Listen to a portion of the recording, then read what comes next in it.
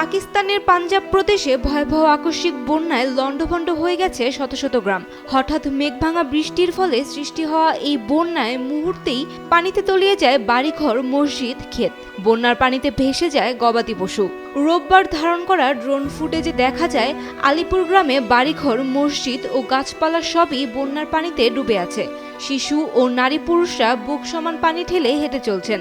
বন্যায় ঘর ছাড়া সেখানকার স্থানীয়রা অভিযোগ করছেন, এক সপ্তাহ কেটে গেলেও সরকারি কোনো সাহায্য বা প্রতিনিধি তাদের পাশে এসে দাঁড়ায়নি। বাসিন্দারা জানান, কোনো সতর্ক বার্তাও দেওয়া হয়নি। তারা রাতে ঘুমিয়েছিলেন, হঠাৎ পানি ঢুকে পুরো এলাকা তলিয়ে যায়।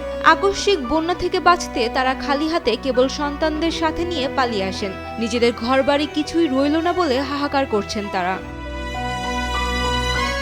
এদিকে পাকিস্তানের রাষ্ট্রীয় সংবাদ সংস্থাকে উদ্ধৃত করে দেশটির দুর্যোগ ব্যবস্থাপনার মুখপাত্র জানিয়েছেন, বন্যায় আক্রান্ত এলাকা থেকে এরই মধ্যে 24 লাখেরও বেশি মানুষ ও প্রায় 19 লাখ গবাদি পশুকে নিরাপদে সরিয়ে নেওয়া হয়েছে। ত্রাণ তৎপরতায় 1,500-এরও বেশি নৌকা অংশ নিয়েছে। এদিকে জাতিসংঘ ও পাকিস্তানের কর্তৃপক্ষের তথ্য বলছে, জুনের শেষ দিক থেকে শুরু হওয়া বন্যা ও বর্ষণে এ পর্যন্ত অন্তত 739 জনের মৃত্যু হয়েছে। ধ্বংস হয়েছে হাজারো ঘরবাড়ি ও ফসলের ক্ষেত।